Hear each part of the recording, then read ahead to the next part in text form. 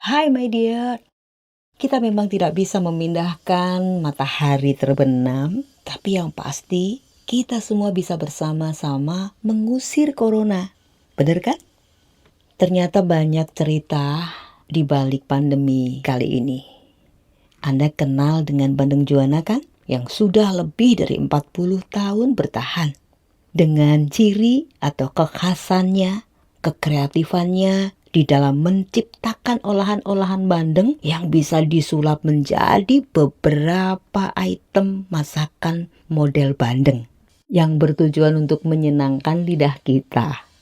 Ya, tamu spesial saya adalah sosok istimewa di balik Bandeng Juana yang harus tetap mempertahankan Bandeng Juana sebagai ciri khas atau oleh-oleh asal Semarang di kala pandemi.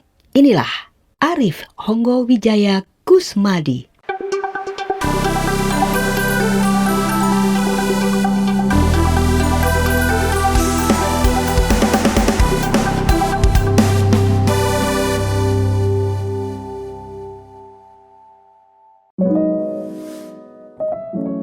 Hai my dear, apa kabar? Jumpa lagi bersama dengan Ekna yang pasti. Dan saat ini saya ada di Bandeng Juana.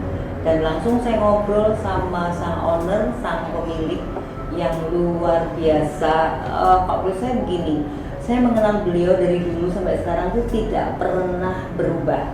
Dan tetap keren, tetap tampan. Kayaknya langsung aja kita tanya ya, rahasianya apa? Halo, Pak. Apa Pak Ari? Baik, Mbak. Apa rahasianya ya, Pak? Rahasianya apa ya? Rahasianya bersyukur aja, Mbak Ikna, dan tentunya kita harus ikhlas ya di dalam menjalankan segala sesuatunya. Itu saya pikir resep ya buat kita selalu apa ya? Boleh badai menghadap apapun ya. Iya, pandemi berjalan. Kita hadapin aja dengan penuh percaya bahwa ada waktu Tuhan di mana kita juga ada waktu-waktu kita proses belajar, di mana di dalam masa sulit pun kita percaya Tuhan pasti ada di pihak kita tidak sendirian dan kita tambah kuat. Jadi kalau kita malah menghindar, saya pikir ya tadi tidak menghadapi pengalaman seperti itu. Makanya Pak Ari tetap awet muda ya, jadi nggak pernah dibahas, nggak pernah dipikir ada di proses gitu Pak ya. Iya. Yang terutama di kala pandemi ini memang cukup berdampak ya Pak ya. Sangat berdampak. Ya, Semarang ini kan yang sepanjang jalan Pangandaran ini kan selalu menjadi pusat perhatian.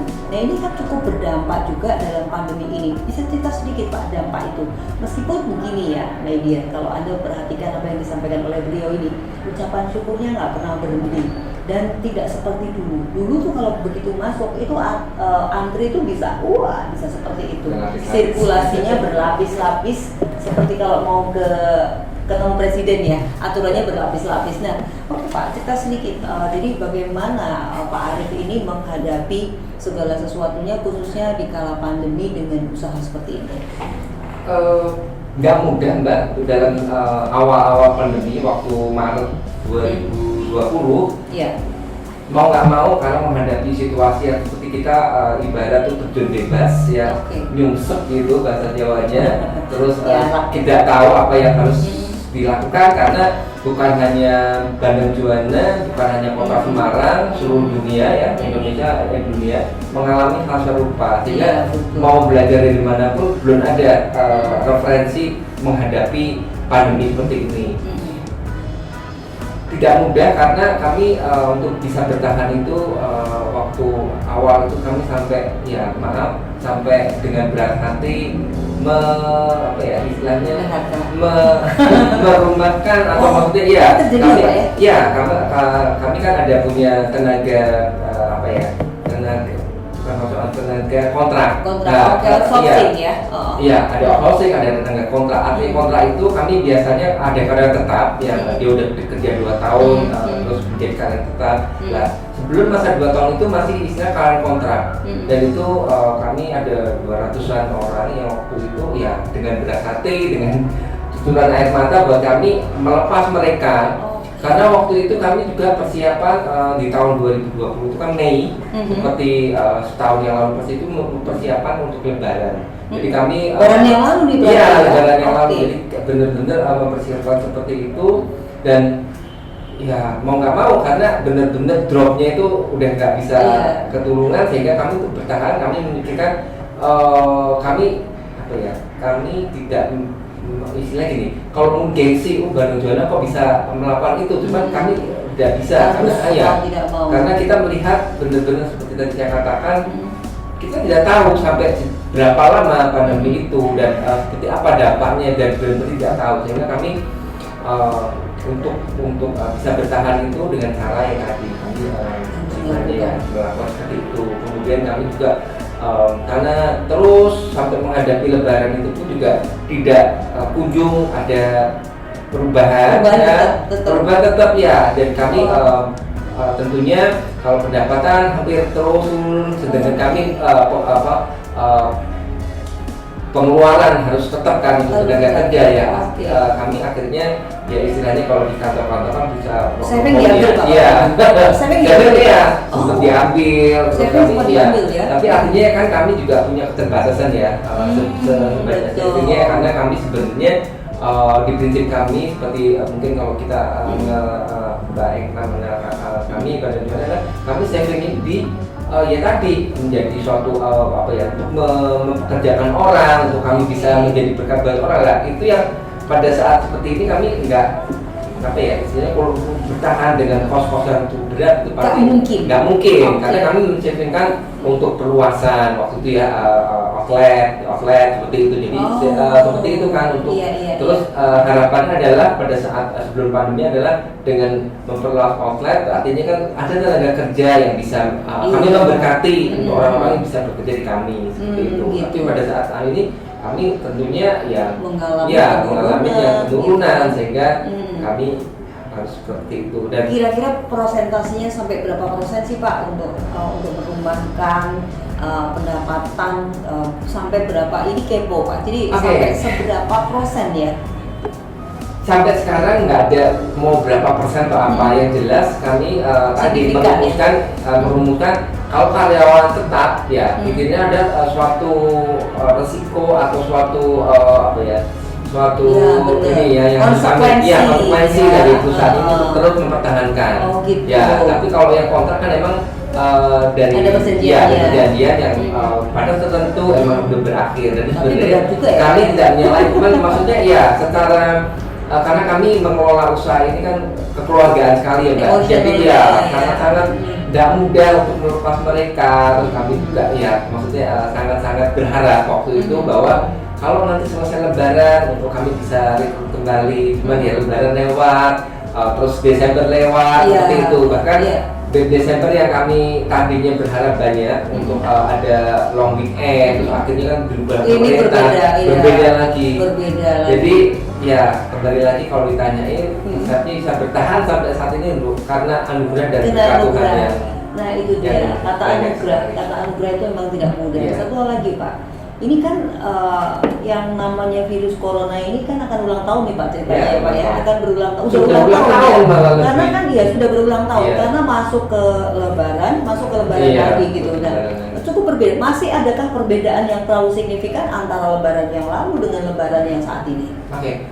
Tentunya ada artinya begini, kalau lebaran lalu kita tuh tidak tahu kemana arahnya pandemi bagaimana, dan saat itu benar-benar dengan peraturan dari pemerintah, dan kami tidak bisa menyalahkan karena kan dengan pembatasan baik skala besar untuk PSBB dan PKM di Semarang tentunya sangat berpengaruh karena jam-jam operasi juga ya itu kan dibatasi dibatasi dari bahkan awalnya kami yang biasanya jam 11 tutup, jam 5 harus tutup, kemudian bisa terus jam 7, jam 8, akhirnya kayak saat ini bisa jam 9 dan 10. Gitu. Oh, sekarang sudah mulai jam 9 ya? Jam 9, dan kami untuk weekend kami sepakat udah sejak Desember lalu sampai jam 10 weekend aja, jadi Jumat, Sabtu, Minggu.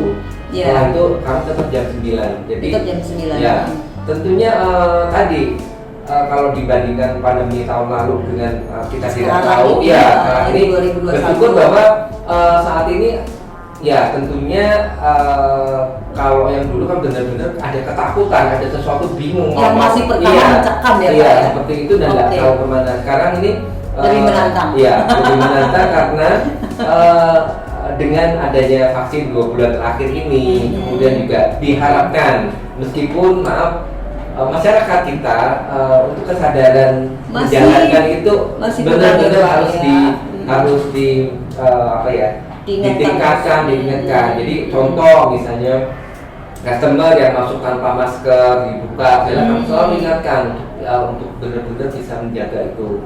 Nah, dibandingkan ini sebenarnya jadi tinggal aja, maksudnya tadi tentunya kalau yang lalu kan benar-benar ada pembatasannya iya. sekarang lebih menantang, ya lebih bisa apa ya, bernapas, ya sudah bisa ada kelonggaran sudah bebas ya Pak ya. Ya tentunya ya tadi dengan adanya vaksin untuk orang-orang tertentu, terus kemudian juga ditambah ya tadi pengetahuan yang tentang ini udah benar-benar tahu ya.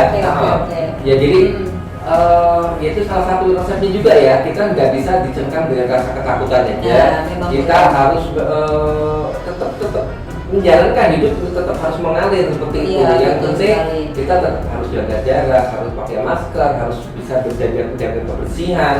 Saya pikir seperti itu. Tapi kalau memang tidak menyadari itu dan apa ya, di mana-mana itu kan jelas ya untuk jadi dimanapun nggak usah di toko atau apa, kalau emang tidak sadar dimanapun dia pasti terkena. Dan pasti saat saya masuk ke sini saja tadi saya melihat sekali bagaimana prokesnya dijaga, di mana-mana juga ada kemudahan-kemudahan dan memang berbeda sekali. Jadi lebih sepertinya tidak seperti dulu, tetapi jadi lebih terlihat dan lebih tertata karena manusia tidak ada yang nutupin. Biasanya kan semua menutupin gitu kan ya Pak ya. Harus ada jarak. Ada jaraknya, jadi jaga jarak seperti itu gitu. Nah, untuk produksi sendiri bagaimana Pak Arif? Untuk produksi mungkin saat ini tidak seperti dulu harus produksi banyak. Nah, produksi sendiri jadi membuat penyediaan bahan-bahan pun juga mengalami penurunan ya. Untuk produksi sendiri penurunannya cukup lumayan.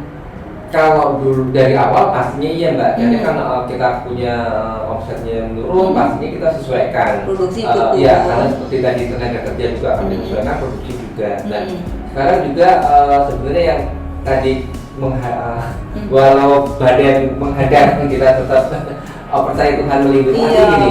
Jadi Februari lalu masih ingat ya bahwa waktu di Jawa Tengah khusus Semarang diadukan untuk di rumah saja, pasti tanggal 7 April itu sangat berpengaruh karena waktu itu kami bingung kalau di rumah saja beberapa toko yang bukan itu harus ditutup ya. Terus kemudian hari itu juga ada badai banjir di mana-mana. Oh iya, aduh mencegah banget ya, supaya Pak Gubernur jadi di rumah saja hari Sabtu sama gimana Pak di sini sendiri? Waktu itu tanggal 7 Februari benar-benar banjir di mana-mana dan tanpa sadar beberapa rumah karyawan kami juga kena dampaknya banjir. Kemudian itu titik di mana kami baru sadar bahwa apapun kalau Tuhan berkehendak ya terjadilah seperti itu.